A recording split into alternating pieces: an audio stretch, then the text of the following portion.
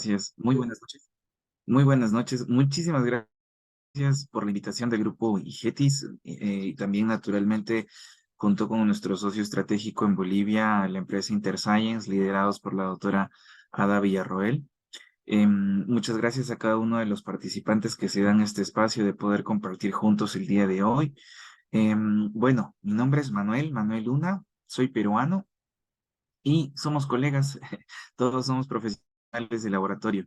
Las disculpas del caso que he hecho muchos esfuerzos de que la cámara pueda funcionarme, pero es un tema de mi computador. Yo estoy fuera de mi ciudad, estoy a 8 horas de Lima, pues, por motivos personales. Pero bueno, siempre con la responsabilidad de acercarnos y de poder desarrollar pues juntos este primer acercamiento. Al inicio hablábamos con Celso de poder hacer esta reunión en dos partes, ¿no?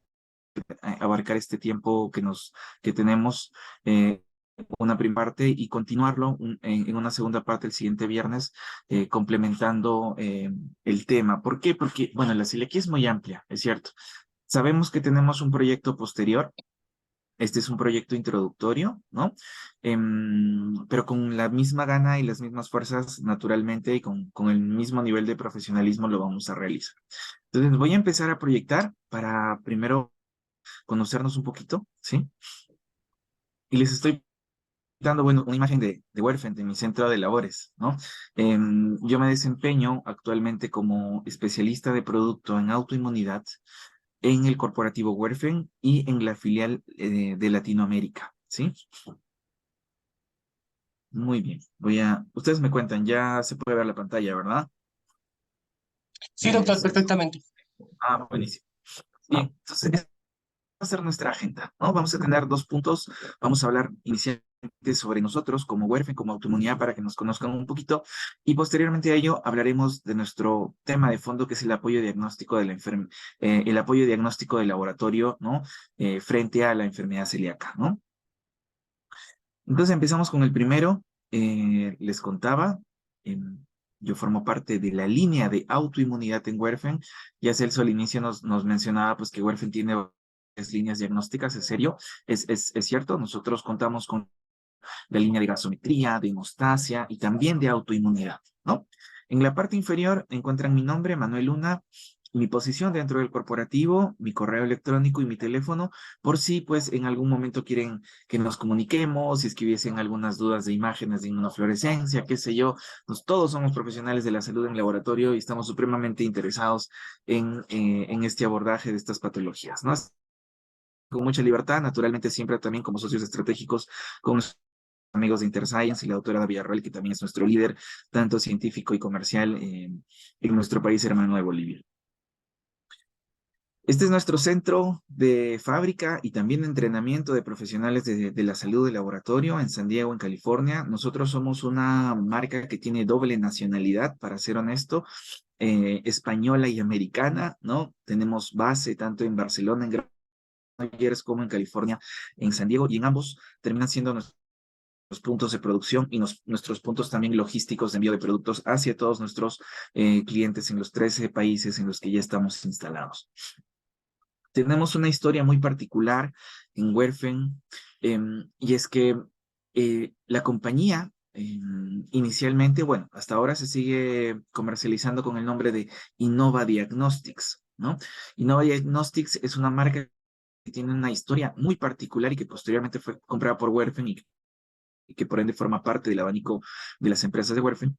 Y es que fue creada por científicos, ¿sí? Fue creada por científicos ya hace 35 años, en el mayo del 87, coincidentemente con mi mes y año de nacimiento. Y tenemos un propósito en particular, tenemos un objetivo puntual, claro, detallado, y es poder ayudar, ¿sí? Y es ayudar a nuestros laboratorios en Latinoamérica a mejorar la forma en cómo se tratan, en cómo se diagnostican, en cómo se monitorean las enfermedades autoinmunes. Esa es nuestra razón de ser.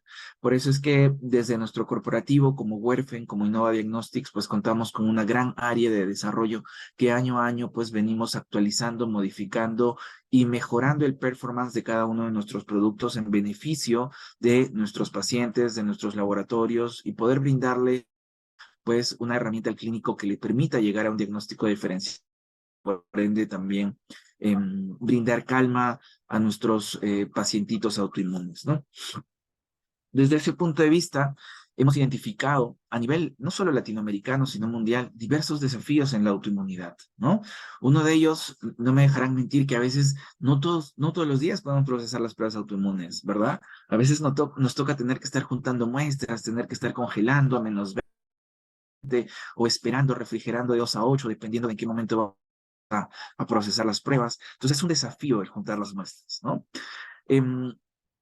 Hace unos meses atrás estaba en El Salvador instalando un concepto que llamamos el laboratorio integrado, que es una serie de equipos que ahora lo vamos a ver muy someramente. Y hay un hospital muy grande que se llama Hospital de Oncología ICSS, liderados por la doctora Teresa Nade. Y ellos reportaban sus anticuerpos antinucleares en 30 días. Imagínense, ¿no? La prueba más común de laboratorio de autoinmunidad que termina siendo el ANA o el dsDNA por ELISA o el SMIT por ELISA o por quimioluminiscencia, reportándolo en 30 días, ¿no? Entonces, el reducir los tiempos de proceso también termina siendo un desafío en la autoinmunidad, ¿no? Como les conté al inicio, yo soy peruano y por mucho tiempo nuestro país no hacía las pruebas autoinmunes. De hecho, las pruebas autoinmunes las enviaban a Colombia, en algunos casos las enviaban a Dominicana, en otros casos las enviaban a los Estados Unidos. Entonces, el remitir las pruebas también implica un costo o un sobrecosto al laboratorio que termina siendo también un desafío. Cuando, cuando iba caminando por el laboratorio Rossi en Buenos Aires, ahí, acá muy cerquita, hermano nuestro también, un laboratorio inmenso, donde hay muchos equipos y donde no se puede poner ni un equipo más, por decirlo así, porque el espacio es muy reducido, ¿no?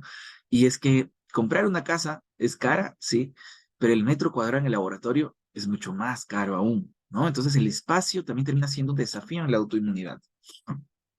Y por ende, a nosotros nos ha pasado, y pongo un caso de un laboratorio chileno angloamericano, en el que, pues, yo llegaba con mi kit para hacer una demostración, me acuerdo, y cuando estaba con la usuaria, estábamos procesando los dos a la par, ¿no? La misma muestrita, y cuando llegamos al momento de dispensar el conjugado, estábamos haciendo una IFA o una IFI, de pronto nos apaga todas las luces del laboratorio. Entonces nos quedamos sorprendidos y le decimos, Lice, ¿qué pasó? Licenciada, ¿qué pasó? Doctora, ¿qué pasó? ¿Por qué nos apagó las luces? Y nos contaba, no, es que con el kit que trabajo, o sea, de otra marca, ¿no? Con el kit que trabajo, tengo que apagar las luces porque si no el conjugado se me oxida muy rápido, se me degrada y voy al microscopio, solamente puedo ver una vez o máximo 2 veces el estudio del pocillo y con esas dos opciones poder definir mi patrón. Nosotros preguntamos, ¿y qué pasa si no puede definirlo? Pues tengo que volver a procesar, tengo que reprocesar, tengo que volver a hacer esto. Y wow, o sea, ¿y por qué hacen eso? No, no, pues que este kit es más cómodo, ¿no? Ok, son cosas que pasan, es cierto, la economía de salud es diferente en cada uno de nuestros países en Latinoamérica, es válido, respeto también, ¿no? Sin embargo, es importante también que vayamos viendo expectativas entre lo que significa caro y lo que significa costoso, ¿no? Porque caro termina siendo un producto barato que nos genera mayores horas hombre, que nos genera mayor tiempo de proceso, que no nos da una respuesta concreta, que no encontramos anticuerpos IgG relevantes clínicamente específicos para la autoinmunidad, ¿no?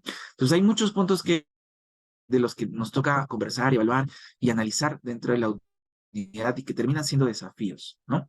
Frente a estos desafíos en la autoinmunidad, planteamos desde Werfen, desde Innova Diagnostics como corporativo, 3 metodologías importantes que permitan acercar nuestros productos hacia nuestros laboratorios.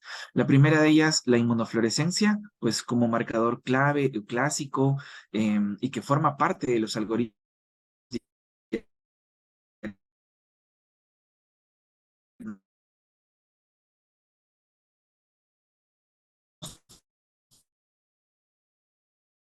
y,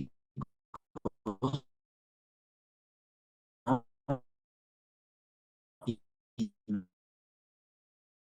tienen un perfil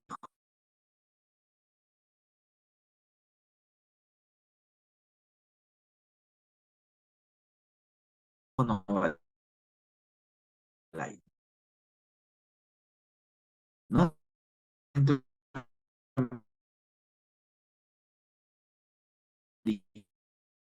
y, Doctor, estamos teniendo un problema de audio, creo.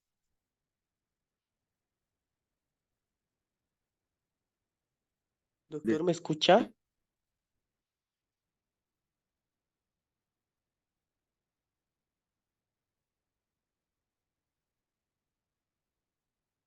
Estamos teniendo un problema de conexión con el docente. Por favor, denos unos minutitos para poder solucionar esta interferencia y vamos a volver a conectarnos con el doctor. Por favor, tengan paciencia, 5 minutitos, les ruego.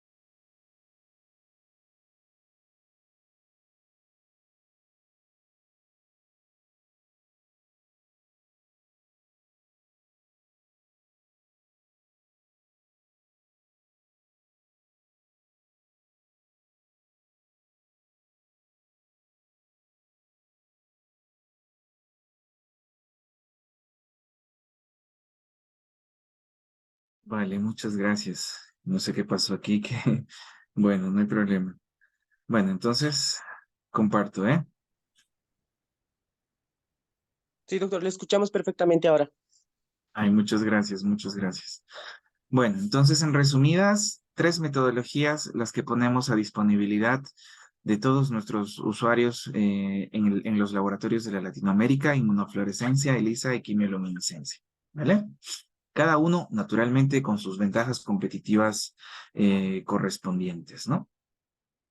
Lo que les decía y les mencionaba hace un instante, hacía referencia a este concepto, ¿no? Este concepto responde muchas veces a lo que significa, pues, la respuesta ante esos desafíos en la autoinmunidad, ¿no? Lo que llamamos nosotros el laboratorio integrado. ¿Qué es para nosotros el laboratorio integrado?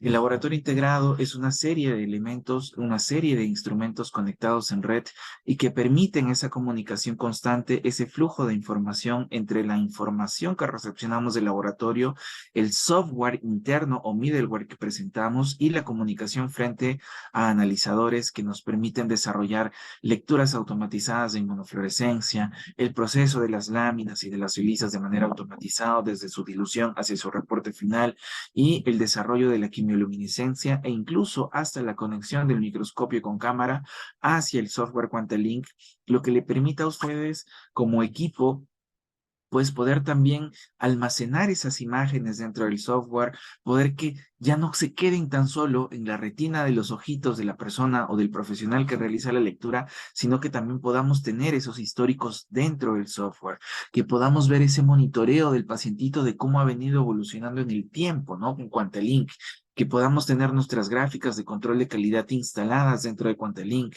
que podamos observar unos atlas en alta resolución que nos asocien si tuviésemos alguna duda y o que también nos funcionen de entrenamiento para los nuevos talentos en el laboratorio que quieran pues entrenarse, ¿no? Entonces, esta es la oferta de valor.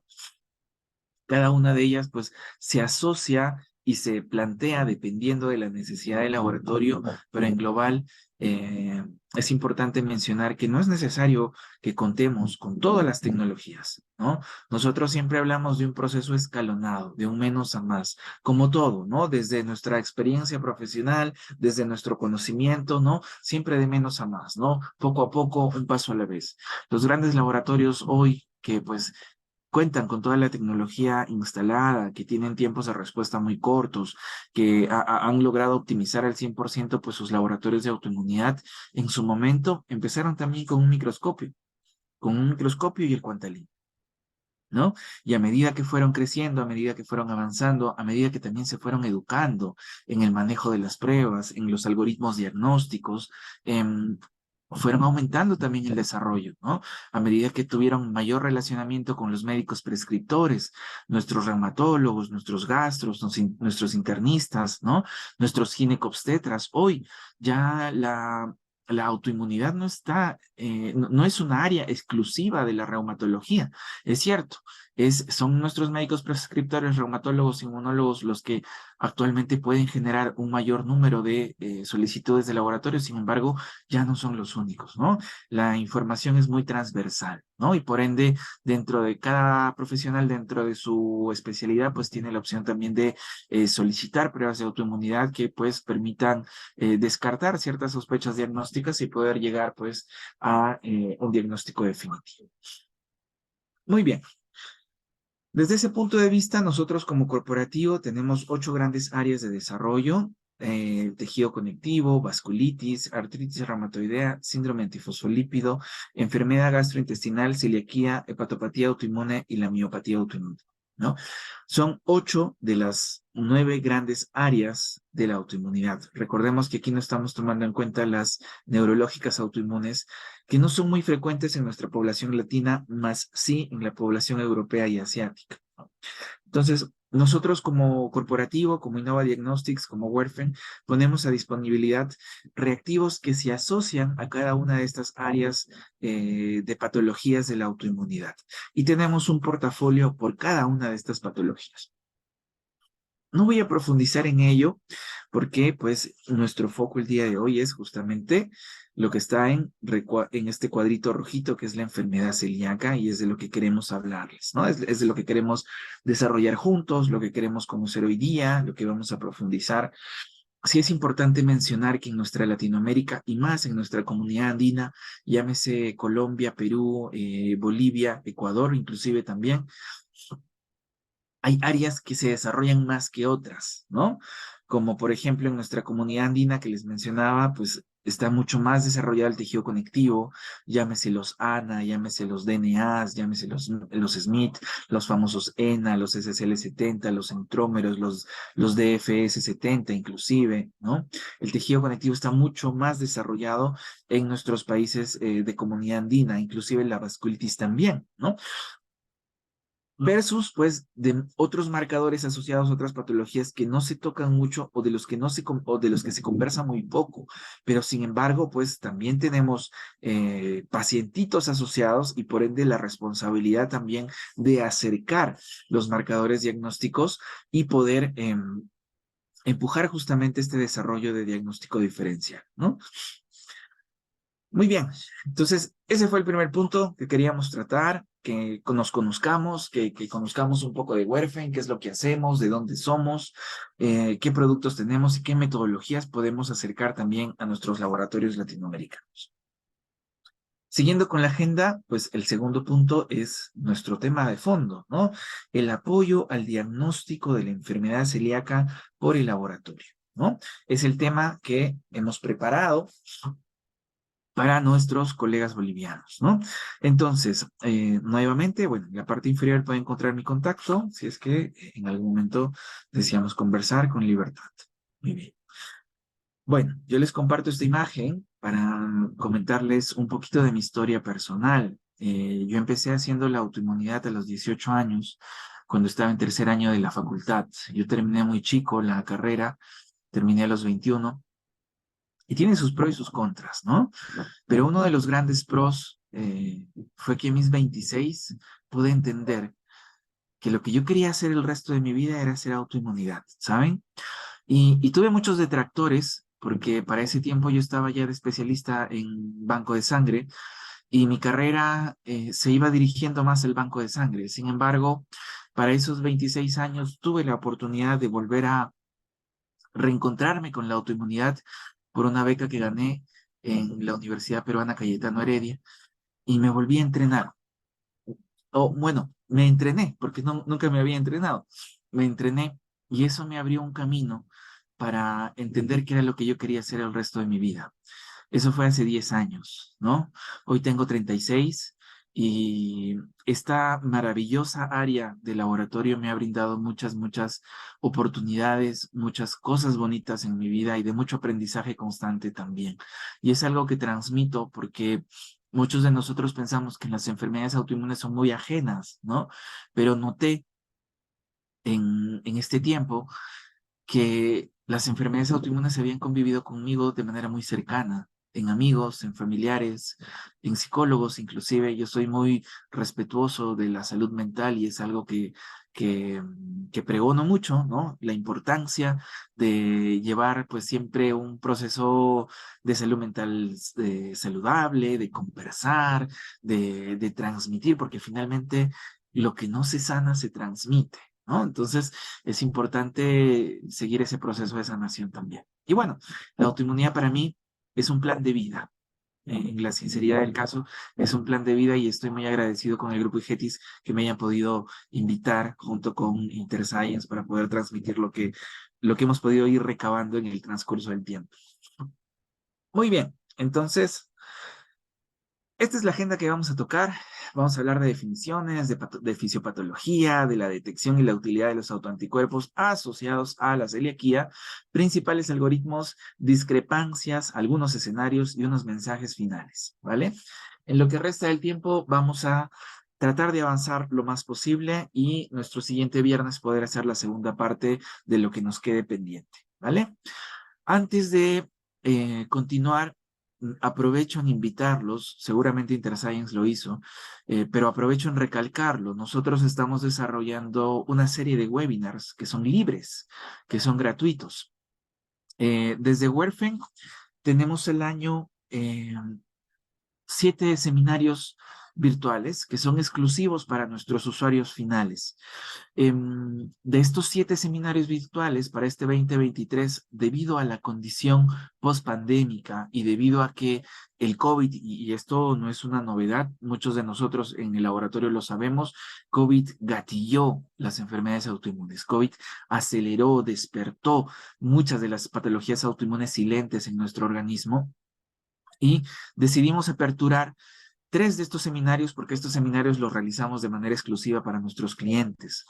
De hecho, nosotros tenemos una plataforma exclusiva, se llama Team ID, es una plataforma web en la que los usuarios de nuestros productos tienen acceso indefinido a todas las herramientas educativas en la autoinmunidad, porque valgan verdades, en el proceso universitario nos entrenan en 2 clases de 1 hora cada uno y nos dejan así, ¿no? Entonces la autoinmunidad es muy profunda, ¿no? Y ese es un compromiso que tenemos y dentro de ese compromiso pues hemos abierto 3 de esos seminarios y El siguiente miércoles tenemos un seminario abierto también donde vamos a hablar sobre gastrointestinales autoinmunes, ¿no? Asociados al laboratorio y los algoritmos diagnósticos gastrointestinales autoinmunes utilizando pues marcadores naturalmente serológicos. Así que son cordialmente invitados para que formen parte de este programa, ¿no? Y puedan asistir. Yo les compartí mi número porque en el WhatsApp yo también pongo muchos de los cursos y los links y demás para quienes quieran unirse y estén interesados, ¿sí? Naturalmente ahora también con Celso se lo compartimos para que Celso también pueda ayudarnos a difundir. Muy bien, entonces esta va a ser la agenda y esos van a ser los puntos que vamos a ir tratando en nuestra agenda el día de hoy y vamos a empezar. Vamos a empezar haciendo una definición, ¿sí? Vamos a empezar haciendo una definición y, bueno, ¿qué es la enfermedad celíaca? Vamos a leerlo. ¿Qué nos dice? Es una condición autoinmune caracterizada por un perfil serológico e histológico específico desencadenado por la ingesta de gluten en individuos genéticamente predispuestos. ¿Quién nos comparte este concepto? Nos lo comparte Cayo en una revista del 2019 en el PubMed. Nos comparte Fasano en el Journal de Inglaterra en el 2012. Nos comparten esta definición de la enfermedad celíaca, ¿no? Esta definición ya nos permite evaluar cuáles son estos factores que nos van a permitir el diagnóstico y evaluar también la enfermedad celíaca desde el perfil serológico. Es decir, cuando hablamos de perfil serológico ya estamos hablando de autoanticuerpos, ¿no? Esta definición también nos habla desde el punto de vista histológico, ¿no? Entonces, cuando hablamos del punto de vista histológico, estamos hablando de la biopsia, ¿no? Y también nos habla del gluten, es en esta definición, ¿no? Y es que el gluten termina siendo el desencadenante, ¿no? La ingesta del gluten es el desencadenante. Y naturalmente, pues, la predisposición genética, ¿no? Todos estos factores, pues, se asocian al desarrollo de la enfermedad. Pero para entender mejor, hay que hablar un poquito de epidemiología. Y es que desde la epidemiología y en este metaanálisis que se publicó en el Journal de Gastroenterología en el 2018 con el doctor Singh, que nos cuentan. Desde la epidemiología, en este metaanálisis nos habla que existe un 1.4% de prevalencia de enfermedad celíaca a nivel mundial. Imagínense, 1.4, ¿no? Y en países en los que se realiza el estudio histológico, ¿sí? En los países donde ya se realiza estudio histológico, es decir, las biopsias confirmatorias de la enfermedad celíaca, encontramos que existe un 0.7% de casos reportados de enfermedad celíaca. Entonces, adicionalmente, este metaanálisis nos permite evaluar la prevalencia de la enfermedad celíaca en varios continentes, ¿no? Y si nos enfocamos en nuestro continente suramericano, podemos encontrar que, por ejemplo, en Suramérica tenemos una prevalencia de 1.3%, ¿no? De pacientes con enfermedad celíaca. Bueno, muy cercano pues a este promedio global a nivel mundial que es el 1.4, ¿no? Entonces, esta epidemiología y este metaanálisis nos dan ya un claro ejemplo, ¿no? De que hay una prevalencia, ¿no? Interesante, presente, inclusive también en nuestra Suramérica. Pero asimismo, nos nace un cuestionamiento, ¿no? Y es, ¿qué factores terminan siendo los predisponentes para el desarrollo de una enfermedad celíaca? Pues en el Journal de Inmunología del 2021, publicado por el doctor Boucine, nos indican lo siguiente, ¿no? Cuando hablamos de enfermedades autoinmunes, hablamos siempre de un mosaico de la autoinmunidad, ¿no? Que de alguna manera un grupo de factores van a predisponer, no solamente un factor, sino un grupo de factores van a predisponer a que una persona pueda desarrollar una enfermedad autoinmune, ¿no? Y en el caso de la enfermedad celíaca, los factores que involucrados o los que se involucran son primero el factor genético, ¿no? El factor genético, ¿por qué? Porque se asocia a una susceptibilidad genética frente al complejo de histocompatibilidad, el famoso HLA-DQ2, o también al famoso HLA-DQ8. ¿No? Ese factor genético. Entonces, primero, estos pacientitos desarrollan enfermedad celíaca de primeras bajo esta condición de susceptibilidad de genética, ¿vale? Pero existen otros factores también. Hay factores ambientales, las infecciones entéricas, por ejemplo, las microbiotas. Hoy existen varias teorías, muchas hipótesis de que ya desde la concepción, el desarrollo microbiótico desde la concepción puede predisponer al desarrollo de la enfermedad celíaca. Hipótesis finalmente publicadas ya, pero siguen siendo hipótesis y no por ello menos importantes. Pero sin embargo, sigue siendo un factor ambiental importante tener en cuenta las infecciones entéricas o las microbiotas que son desencadenantes también, eh, como también el consumo del gluten, ¿no? El consumo del gluten se asocia mucho al desarrollo y a la sintomatología de toda la enfermedad celíaca. Entonces, no podemos definir que solamente un factor nos va a desarrollar o nos va a desencadenar una enfermedad celíaca, sino que estamos hablando de un mosaico de factores, una serie de factores, un grupo de factores genéticos, ambientales, consumo de gluten, etcétera, ¿vale? Entonces, el famoso mosaico de la autoinmunidad. Cuando hablamos de enfermedad celíaca, también se menciona mucho en diversas literaturas lo que se le dice el iceberg de la celiaquía, ¿no? Y lo menciona también Leonetti en la revista de Inmunología publicada en el 2011 y en este gráfico que les compartimos. Antes de seguir avanzando, quisiera saber si me están escuchando bien o estoy ahí hablando como loquito. ¿Cómo No, se escucha estamos? perfectamente, doctor, se ¿Sí? escucha perfectamente. Ah, Sí, no se buenísimo, preocupe. buenísimo. Muchas gracias, muchas gracias. Bueno, entonces continuamos. Entonces, en muchas de las literaturas hablamos del iceberg de la celiaquía, ¿sí? ¿Qué es este iceberg? Cuando hablamos de iceberg, ¿qué significa? Cuando se habla de enfermedad celíaca, como repito, se encuentra mucha literatura que se asocia al iceberg de la enfermedad celíaca.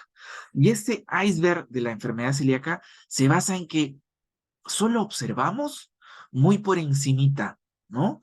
O solo observamos ese iceberg, la punta del iceberg, ¿no? La cumbre, ¿no? Solo llegamos a ver eso y no llegamos a ver el total de los casos, ¿no?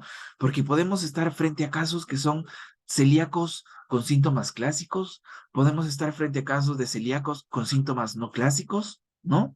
Y que por lo general es lo que convencionalmente buscamos o lo que convencionalmente buscan nuestros médicos o nuestros clínicos, ¿no? Y en donde, pues, las pruebas complementarias, como la serología, por ejemplo, acompañan a esta búsqueda, ¿no? De síntomas clásicos y no clásicos. O como, por ejemplo, la histología acompaña también a esta búsqueda de síntomas clásicos y no clásicos que reconocemos como el iceberg celíaco, ¿no? Que es la punta del iceberg. Sin embargo, esto va más allá, ¿no? Esto va más allá. ¿Por qué? Porque hay personas que pueden tener susceptibilidad a la enfermedad celíaca con una mucosa sin lesiones, con una mucosa normal, ¿sí? Con una situación en la que no hay una manifestación clínica definida de la celiaquía, ¿no? Es más, pueden haber ciertas personas que tengan una susceptibilidad al desarrollo de la enfermedad celíaca, inclusive con el factor predisponente del HLA-DQ2 o DQ8, y también con una mucosa sana, ¿no? Y en estos casos, pues se les llama la enfermedad celíaca silente, ¿no? O la enfermedad celíaca también latente, ¿no? Son estos casos que pueden darse, ¿no? Y eso hace, pues, que sea muy dificultosa la búsqueda de la enfermedad, ¿no? Y en consecuencia, pues estamos, debido a este detalle, estamos frente a un mal desarrollado subdiagnóstico para esta patología, ¿no? Nuestros clínicos hacen subdiagnósticos asociados a otros detalles, más no a una celiaquía. Entonces, la pregunta que nos nace es, ¿cómo lo diferenciamos? ¿No? ¿Cómo hacemos para entender que no debemos enfocarnos o nuestros clínicos no deben enfocarse únicamente en ese iceberg de la celiaquía, sino también entender que existen condiciones de condiciones clínicas sin manifestaciones que también pueden estar asociados a celiaquía, ¿no? Entonces, y si hablamos de manifestaciones, ¿no? Es importante entender también que en la celiaquía, y estamos yendo de menos a más, ¿eh? Porque es importante entender también pues, los conceptos, la definición, la epidemiología, los factores y la...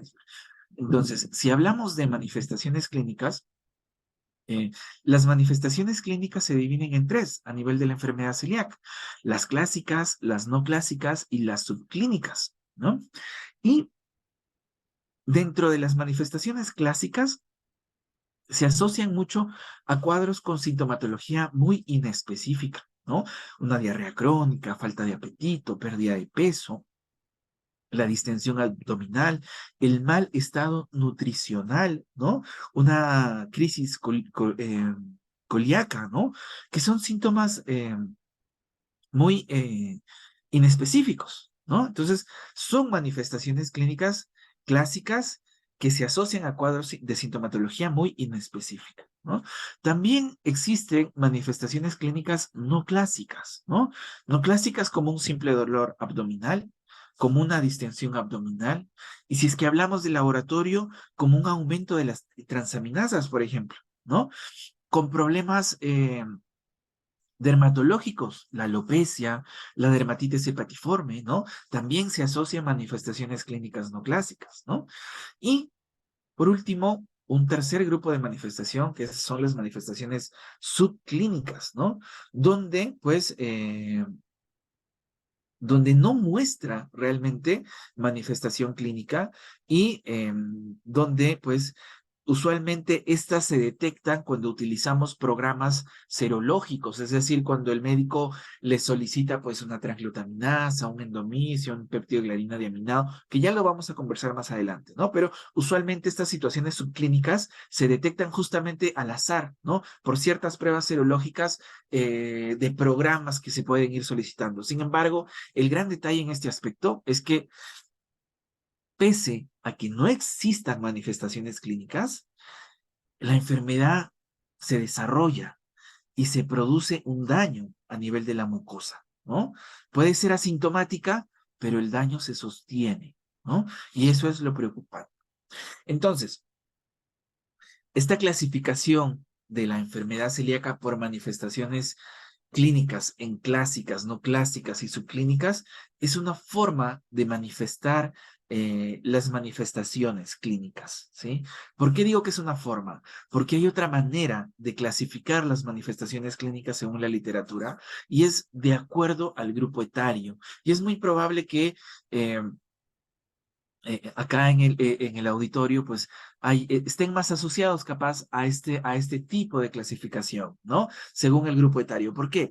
Porque las manifestaciones clínicas las podemos agrupar también de acuerdo al grupo etario, es decir, si es una manifestación clínica de un niño o de un adulto. ¿No? Donde pues las manifestaciones le permitan a nuestros clínicos tener mayor seguridad frente a una sospecha diagnóstica, ¿no? En el caso de los niños, por ejemplo, frente a una celiaquía, por lo general está asociado pues a una estatura corta, a una diarrea crónica, a un dolor abdominal, ¿no? A una constipación, a una anemia, ¿no? Y en los casos muy severos, inclusive al raquitismo, ¿no? Y en el caso de los adultos, ¿no? Lo que ya hemos mencionado anteriormente, ¿no? La distensión abdominal, pues las manifestaciones en general, ¿no? Los problemas dermatológicos, las dermatitis herpetiformes, las alopecias, los dolores abdominales, etcétera, ¿no? Entonces, algo muy importante es tomar en cuenta las asociaciones, porque la enfermedad celíaca puede que no venga solita, ¿no? La enfermedad celíaca puede estar también asociada a otras condiciones o asociada a otras enfermedades autoinmunes, ¿no? Y lo podemos evaluar desde el punto de vista inclusive de laboratorio, a partir de una solicitud, ¿no? Porque, por ejemplo, si es que el médico le solicita al pacientito también una prueba de anticuerpo antiinsulina, por ejemplo, o le pide dosar unos autoanticuerpos anticélulas beta, o les pide dosar pues unos ANAs, porque hay una sospecha de LES, o hay una sospecha de Sjögren, ¿no? Entonces, desde el laboratorio nosotros tenemos herramientas complementarias y frente a estas situaciones hay que pensar también en una enfermedad celíaca, ¿vale? Muy bien. Al inicio conversábamos y lo hemos mencionado de este término, susceptibilidad genética, ¿no? Cuando hablábamos de los factores predisponentes, ¿no? Decíamos factores predisponentes genéticos, factores predisponentes ambientales, y dentro de los genéticos hay una susceptibilidad genética hacia el HLA-DQ2, HLA-DQ8. Eso lo mencionamos. Entonces, como ya mencionamos ello, es importante tener claro, y estamos hablando, ¿no? Del complejo de histocompatibilidad, ¿no? Del HLA-DQ2 y el HLA-DQ8. Hay que tener en cuenta que solo el 40% de la población mundial presenta una susceptibilidad genética, ¿sí? Imagínense, ¿no? De ese 1.4% de pacientitos que vimos en la epidemiología mundial, ¿no? Solo el 40% de ellos presenta una susceptibilidad genética hacia el complejo de histocompatibilidad de Q2 y de Q8, ¿sí? Y solo de ese grupo, de ese 40%, de este grupo, solo un pequeñito porcentaje va a desarrollar una enfermedad celíaca. Entonces, hay que recalcar que al presentar la susceptibilidad genética, no necesariamente el paciente puede desarrollar una enfermedad celíaca, ¿sí? Sino lo va a desarrollar un grupo muy reducido, ¿no? Por factores que van a desencadenar una enfermedad celíaca, ¿no? Entonces, en este slide, esta fue una publicación reciente en el Journal de Medicina Interna, publicado en el 2020 por el Dr. Reg. ¿Qué concluyeron ellos? Ellos concluyeron que la ausencia de los factores HLA-DQ2 y HLA-DQ8 le van a dar un valor predictivo negativo de casi o del 100% en la detección de la enfermedad celíaca. Es decir, si es que yo no tengo presente estos factores predisponentes de susceptibilidad genética, HLA-DQ2 o HLA-DQ8, entonces estoy casi que 100% seguro de que, pues, no tengo una enfermedad celíaca. ¿Vale? Ese es el mensaje con este slide. Como es importante cuando hablamos de la enfermedad celíaca, hay que entender también un poquito la fisiopatología. ¿Por qué? Porque ello nos va a permitir entender también mucho mejor cuáles son las herramientas diagnósticas del laboratorio clínico, ¿sí? ¿Qué observamos en esta imagen? En esta imagen, pues vemos acá una línea, pues son unos epitelios, ¿no? Hay unos epitelios aquí. Y en la parte superior, lo que observamos son unos péptidos de gliadina, ¿no? Ese péptido de gliadina. Y estos péptidos de gliadina lo que van a hacer, pues, es van a pasar o van a ingresar a través de la mucosa gracias a las células CXCR3 y a las proteínas sonulina, ¿no?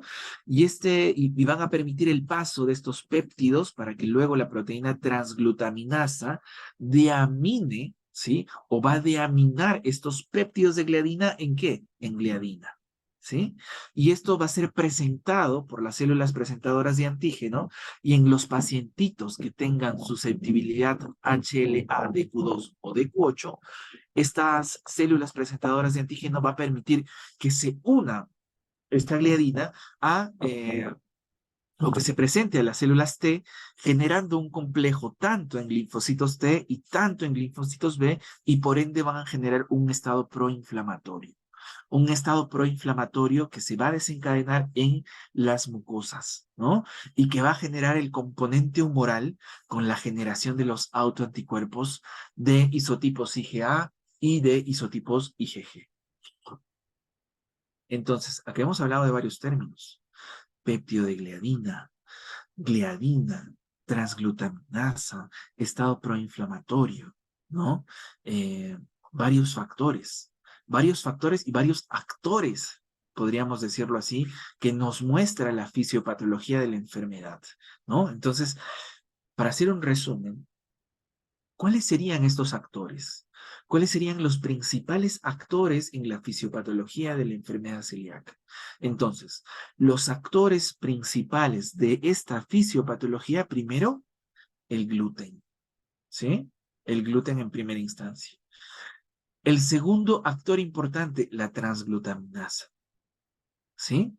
Y de hecho, este es uno de los más claves, porque este es el antígeno target, ese es el objetivo, ¿no? Este sirve de target tanto en la generación de péptidos de gliadina de aminado, como también va a servir de target para la formación de anticuerpos en estos pacientes, ¿sí? Tiene doble función la transglutaminasa, recordemos ese término, ¿sí? La transglutaminasa tisular. Otro de los factores es la inmunidad innata, ¿sí? Y cuando hablamos de inmunidad innata, nos hacemos referencia a las células epiteliales, ¿sí? ¿Por qué? Porque ellas son responsables de la generación de la interleuquina 15, ¿sí? Y bueno, finalmente también pues otro de los actores importantes en el desarrollo de la patología son los linfocitos T y los linfocitos B, porque ellos van a estar presentes en el desarrollo de la enfermedad celíaca y en el mantenimiento también de que se sostenga ese desarrollo de la enfermedad celíaca, ¿no? Entonces, es importante tener claro esto. Venga que venimos siempre de menos a más, ¿no? Como para ir entendiendo. Em, yo puedo estar a unos 10 minutitos y de ahí sí me tengo que retirar, pero vamos a seguir aprovechando estos 10 minutitos que nos vienen y ya la siguiente reunión completamos lo que nos resta, ¿sí? Porque como les decía, a mí me gusta mucho ir de menos a más, no correr, estar claro en los conceptos para que pues todo quede bonito, ¿no? Y que todos nos vayamos tranquilos y contentos de que pues estamos compartiendo el conocimiento de una manera muy saludable, muy empática también, ¿no? Que nos hace falta mucha empatía en estos tiempos. Eh, entonces, vamos a hablar del gluten. Primero, ¿de dónde sacamos esto? Pues es la investigación del 2002 de Hauch en la revista hepática gastroenterológica. Entonces, ¿qué nos dice él? ¿Qué nos dice del gluten? Primero nos dice que es el principal componente de la proteína de trigo, ¿no? Y tiene una alta concentración de residuos de ¿quién? De prolina y de glutamina, ¿sí? Segundo, nos dice que concentraciones similares de prolinas se encuentran en la cebada y en el centeno. Ajá, ¿por qué nos dice esto? Entonces, ¿será que solo el gluten es desencadenante de la enfermedad celíaca? ¿O será que también la cebada y el centeno tienen alguna proteína de gluten? Y la verdad es que el gluten también se encuentra en la cebada. Y en la cebada, claro, en la cebada no se llama gluten, en la cebada se llama ordeína, ¿sí? Entonces, el gluten está también en la cebada. O sea, la ordeína, que forma parte estructural o es el sinónimo del gluten para la cebada, ¿no? La cebada también puede generar una enfermedad celíaca. El centeno, que se usa tanto en los panes, ¿no? En el centeno, por ejemplo, el gluten recibe el nombre de secalina, ¿no? Entonces, hay que tomar en cuenta eso. No solamente el trigo, ¿no? No solamente el trigo es el desencadenante de la enfermedad celíaca, también la cebada y el centeno. Entonces, hay que ir concientizándonos en eso. Y tercer punto, el término gluten ahora se usa libremente para referirse a las proteínas que se encuentran en los 3 granos, ¿no? Entonces, ordeína es similar a gluten, secalina es similar a gluten. Y bueno, el gluten es el gluten, ¿no? El gluten es el término que siempre se usó para el trigo. Entonces, en estos 3 granos, trigo, cebada y centeno, pueden también ser desencadenantes de una enfermedad celíaca, ¿no? Como cuarto punto, eh, alto número de repeticiones de glutamina y propina y prolamina hace altamente resistente a la degradación proteica por gastrina humana. ¿Qué significa esto? Eh, pues estas proteínas naturalmente tienen un componente inmunogénico muy importante, ¿no? Y tanto el gluten, tanto la ordeína, tanto la secalina van a llevar a una generación o van a perpetuar el daño de la mucosa si es que nosotros seguimos exponiéndonos al consumo de estos componentes, ¿sí? Y por ende vamos a continuar también con el desarrollo de la atrofia de las vellosidades. Entonces, hay que tomar en cuenta esto porque estos 3 granos, gluten, trigo, cebada, centeno, son fuertemente desencadenantes de la patología celíaca, ¿vale? Bueno, aquí está lo que les mencionaba, ¿no? Acá podemos evaluar el gluten, ¿no? Dentro del núcleo de estos gránulos, tanto como si fuese trigo, cebada y centeno, y que en cada uno de ellos, pues, tiene un nombre, ¿no? La gliadina, en el caso del trigo, o gluten, gliadina, la ordeína y la cicalina, ¿no? Que forman parte de la fracción proteica, pues, de estos granos. Muy bien. Em, Y bueno, cuando hablamos de gluten, hablamos de gliadina, ¿no? Y esto es con relación a esta molécula, ¿no? A esta molécula degradada de gliadina. Y esta gliadina, de hecho, tiene elementos, tiene partes, esta molécula tiene muchas partes de actividades muy diferentes, ¿no? En la fisiopatología. La molécula de la gliadina puede ejecutar actividades inmunodominantes, puede ejecutar una actividad apoptótica, puede generar una liberación de las proteínas sonulina y generar también una permeabilidad intestinal, y es lo que permite pues que los péptidos de gliadina ingresen a la mucosa, ¿no? Y luego, lo que hablábamos en la fisiopatología, ¿no? El ingreso de los péptidos de gliadina ayudados por la sonulina y que posteriormente pues esa gliadina se deamina, ¿no? Gracias a la transglutaminasa tisular y ta. Bueno, entonces, esta gliadina, ¿no? Tiene muchas actividades e inclusive también dentro de sus actividades incluye la liberación y la regulación de la interleuquina 8, ¿no? Entonces, este es un punto de quiebre importante para entender la ayuda diagnóstica, ¿sí? Entonces, cuando hablamos de ayuda diagnóstica, y aquí ya vamos entrando en materia, ¿no? Podemos agrupar esta ayuda diagnóstica en tres grandes grupos, ¿sí? ¿Cuáles son estos grandes grupos? Primero, la serología. Dos, las pruebas HLA. Y tercero, la biopsia, ¿no? ¿Dónde fue publicado esto? Recientemente por el doctor Reiteri en el Journal de Gastroenterología en el año 2022, ¿no? Entonces, son tres, digamos que tres grupos o tres aspectos importantes los que nos van a aportar dentro del diagnóstico de las enfermedades celíacas, ¿no? Y dentro de la serología existen marcadores también, ¿no? La transglutaminasa tisular, los anticuerpos antiendomicios y el péptido de gliadina de aminado, péptido de gliadina de aminado. Y a nivel genético, las pruebas de histocompatibilidad, ¿no? El HLA de Q2, el HLA de Q8, y a nivel histológico, la biopsia la biopsia para observar atrofia de las vellosidades y lesiones menores a nivel intestinal. Un mensaje clave de esta publicación. Es importante mencionar que actualmente no existe un gol estándar para el diagnóstico de la enfermedad celíaca, ¿sí?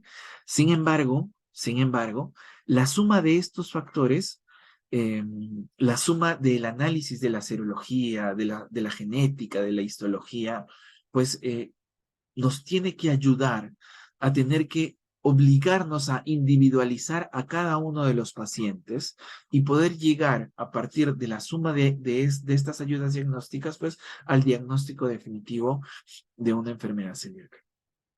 Algunas literaturas, pese al mensaje que nos plantean el 2022, capaz literaturas anteriores, nos mencionan que la biopsia es el gol estándar, ¿no? Pero eso hoy, para este año, ya está muy discutido, no está 100% definido, ¿vale? Muy bien. Bueno, en virtud del tiempo, a ver, ¿cómo estamos? Eh, Yo creo que vamos a terminar con esta diapo, con la serología, como dándole ya un impulso a lo que va a ser nuestra siguiente reunión, ¿vale? Discúlpame que estoy un tanto entre constipado y con la bronquitis. ¿Qué nos muestra esta imagen? ¿O qué nos muestra esta tabla? ¿Qué queremos transmitir con esta tabla publicada por Leffert ya desde el 2010 en el Journal de Gastroenterología? ¿Qué queremos transmitir? Bueno, en esta tabla podemos evaluar los principales autoanticuerpos asociados a una enfermedad celíaca. ¿Cuáles son esos principales autoanticuerpos? Pues la antigliadina, así, a secas. Los anticuerpos antigliadina en sus dos isotipos. Los anticuerpos antiendomicios, ¿sí? Los anticuerpos antitransglutaminasa. ¿Estamos? En sus dos isotipos también. Y los anticuerpos antipéptido de gliadina de aminado. Y un mix de dos isotipos IgA y IgG de anticuerpos antipéptido de gliadina de aminado. Entonces, estos son los principales autoanticuerpos desde el laboratorio en el apoyo serológico para el diagnóstico de la enfermedad celíaca. Ahora, lo cierto es que si analizamos la sensibilidad, el rango de sensibilidad de todos ellos, pues tenemos unas sensibilidades que van desde el 85 al 98%, o sea, es alto, ¿no? Y además, también tenemos una especificidad que va en el mismo rango, o sea, un rango bastante elevado. Pero aquí hay que hacer una mención, diríamos, una mención honrosa, importante, sobresaliente, ¿no? ¿Cuál es esta? Que de todos estos marcadores, quien tiene la mayor especificidad es la prueba de los anticuerpos antiendomicio, ¿no? Un 99%. Y a nivel de sensibilidad, la prueba más sensible son las pruebas de transglutaminasa, ¿sí? Pero particularmente para un isotipo, el isotipo IgA, ¿sí? Entonces, eso hay que tenerlo en cuenta, ¿vale? Muy bien. Bueno, yo creo que Doctor, hay dos preguntitas aquí en la el aplicación. chat, Otra Karen ajá, Montaña nos pregunta sobre la fisiopatología. ¿En qué momento aparecen los anticuerpos antiendomicio EMA? Y en cuanto a la antigliadina, ¿tiene menor sensibilidad y especificidad? ¿Y usted cree que ya no debería emplearse? Pregunta. qué buenas preguntas, de verdad. Están buenísimas. Forman parte, esas preguntas se responden con los siguientes slides. Sin embargo, vamos a adelantarlo. De hecho, el antígeno Diana de los anticuerpos antiendomicios, sabemos que cuando trabajamos con anticuerpos antiendomicios utilizamos un substrato en particular y es el esófago de mono, ¿verdad? Y esto data de un tiempo interesante, porque de hecho, cuando hablamos de los EMAs, los anticuerpos antiendomicios se detectaron en el año 83. Voy a dejar de compartir para que no se me cuelgue. Ya está. Los anticuerpos antiendomicios se detectan en el 83, imagínate. Y en la primera vez que se detecta en el substrato de esófago de mono por la técnica de inmunofluorescencia. Sin embargo, 14 años después, porque en el 97 se descubre cuál era el antígeno principal de estos anticuerpos antiendomicios. O sea, ¿cuál era el target? ¿Qué antígeno era el que se pegaba en esa reacción antígeno-anticuerpo? ¿Cuál era ese antígeno que nos permitía observar ese panel de abeja o ese enmayadito que vemos en la inmunofluorescencia? Y ese antígeno es la transglutaminasa tisular. Entonces, lo que realmente detectamos cuando hacemos una prueba de anticuerpos antiendomicios por inmunofluorescencia es una transglutaminasa. Estamos detectando transglutaminasa, de hecho. Con eso creo que respondo las dos preguntas. Las dos preguntas. Sí, doctora, está claro. Seguramente ya con el próximo viernes, que hemos quedado ya a la misma hora, vamos a Ajá. continuar con este webinar gratuito para seguir aclarando estas dudas, ¿no? Y vamos a ir también conociendo las diversas técnicas que nos ofrece, las técnicas autoinmunes y sobre todo las técnicas que nos ofrece Werfen para poder realizar este tipo de diagnóstico. Además de que IGETIS Bolivia también tiene la intención de que, más allá de conocer las técnicas nuevas que hay para este tipo de patologías, para el diagnóstico, también conocer la disponibilidad que tenemos en nuestro medio, ¿no? Para poder aplicarlas, porque de nada sirve conocer nuevas técnicas y que en nuestro medio no haya. Entonces, es por eso que tenemos esta iniciativa con InterScience Limitada, para poder hacer conocer esto, ¿no? La disponibilidad de técnicas que hay y que podamos aplicar en los diferentes sitios de diagnóstico. Doctor, muchísimas gracias.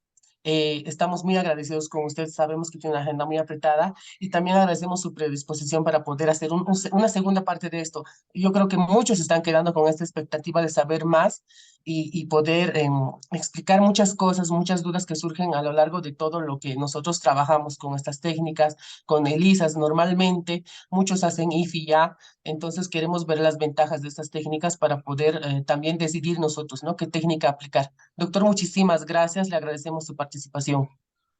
Gracias a ustedes, Celso, por la consideración y bueno, espero haber podido ser muy diáfano en la exposición. Como les comentaba desde el inicio, me gusta ir de menos a más, que todos podamos ir entrando en la historia, por decirlo así, de la enfermedad celíaca y que no sea muy digerible, ¿no? Gracias a todos por las consultas. Hemos ido a un pico de 121 colegas. Fue espectacular, la verdad. Fue supremamente espectacular. Muchas gracias a la organización Digetis. Muchísimas gracias también a todo el equipo de InterScience y el liderazgo de la doctora Ada Villarroel por la invitación que nos extendió como fabricantes en Werfen y con nuestra línea Innova Diagnostics. Y el siguiente viernes, pues, continuamos y ahí conoceremos un poquito más ya a profundidad de los EMAs, del péptido glarina de aminado, de las transglutaminasas y ciertos algunos algoritmos y escenarios como para ir complementando pues este conocimiento en esta rama de la autoinmunidad. Un abrazo cordial a todos, que estén muy bien, que tengan un bonito fin de semana y pues que estén todos con salud y ya nos encontramos el otro viernes.